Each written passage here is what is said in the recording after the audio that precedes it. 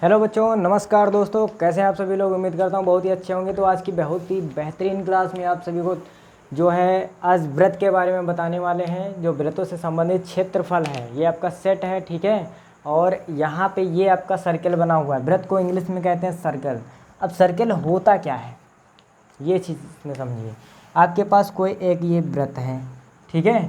व्रत का जो भाग होगा किनारे वाला, सबसे लास्ट वाला भाग को बोलते हैं परिध।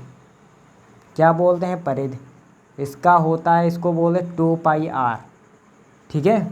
और इसमें कहीं ना कहीं भैया केंद्र भी, केंद्र जो बीच में बिल्कुल होता है, उसी को हम लोग केंद्र कहते हैं। इसको क्या कहेंगे? केंद्र कहेंगे। केंद्र ये आपका हो गया, ठीक है। और यहाँ से क्या इसमें है, सबसे पहले आपने क्या, व्रत का व्यास।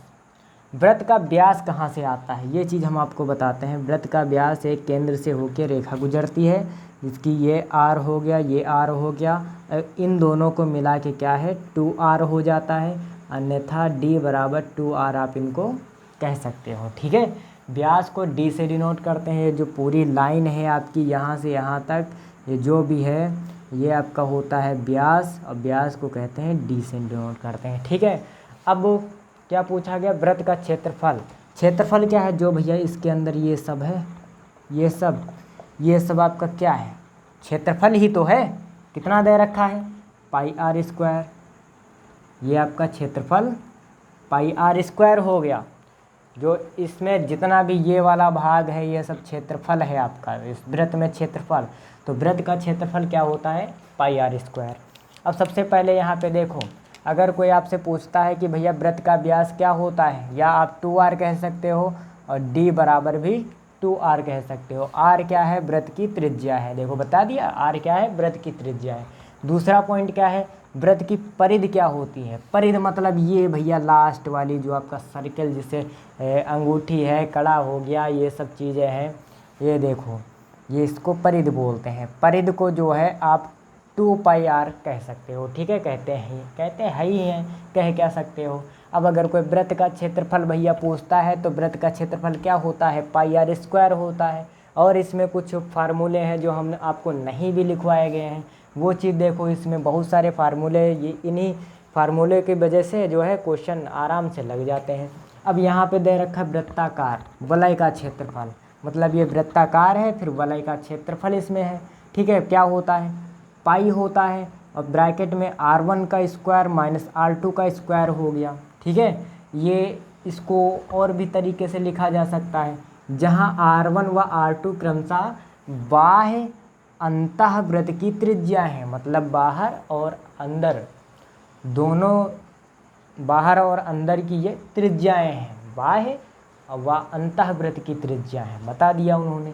और इसके बाद हमने कहा था कि त्रिज्यखंड का क्षेत्रफल व्रत हो गया। अब त्रिज्यखंड क्या होता है कहोगे तो भैया ये जो कटा पीस है ना, इसी को त्रिज्यखंड कहते हैं। क्या कहते हैं? त्रिज्यखंड। ये भैया जो आपका कटा पीस है, ये जो चाप लगा है आपका, इसी को बोलते हैं त्रिज्यखंड।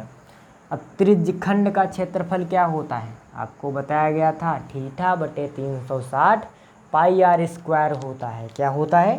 θ/360 πr², जहाँ थीटा त्रिज्यखंड का कोण व r व्रत की त्रिज्या है।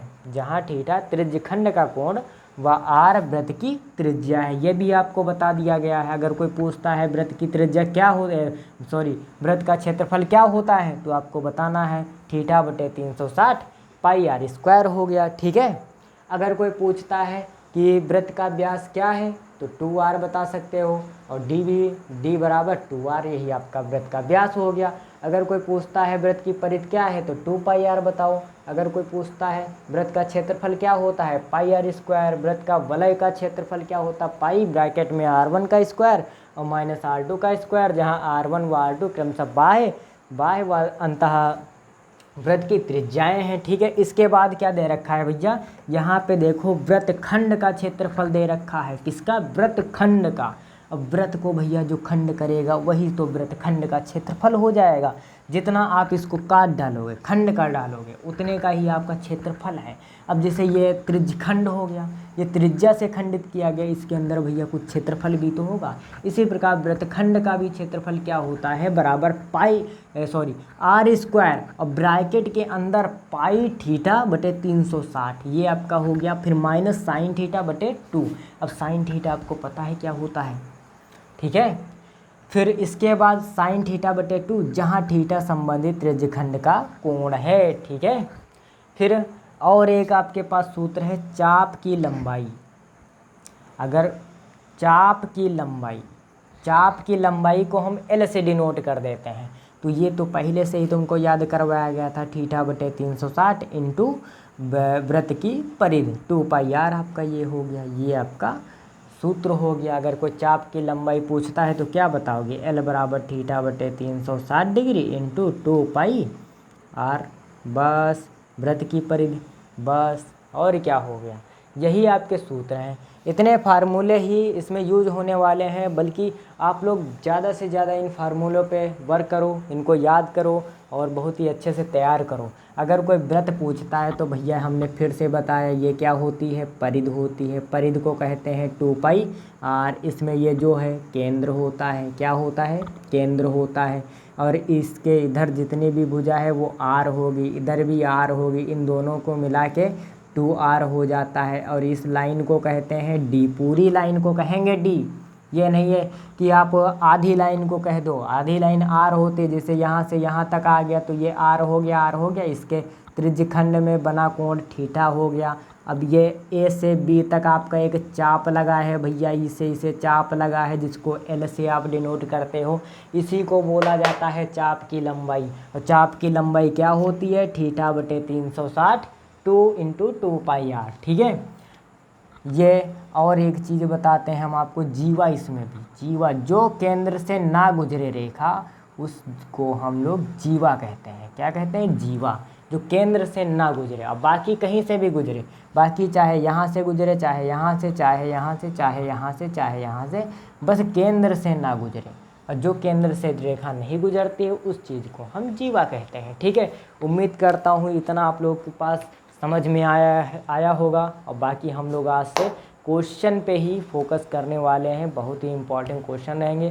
और बल्कि ज़्यादा से ज़्यादा इन फार्मूलों पे अपना टाइम दो। जब तक ये फार्मूला नहीं याद होगा तब तक कि कुछ नहीं होने वाला। आप सोच रहे होंगे कि हमारा काम ऐसे चल जाएगा बिना फार्मूले के, तो बिना फार्मूले कहते नहीं है, हवा ना चले तो हो सकता पत्ता भी ना टूटे, ठीक है। तो ये चीज़ है, आम खाना है तो चढ़ना पड़ेगा, ठीक है। कहते तो लोग ये भी आम के आम गुठलियों के दाम, ठीक है। तो इन सूत्रों पे आप लोग फोकस कीजिए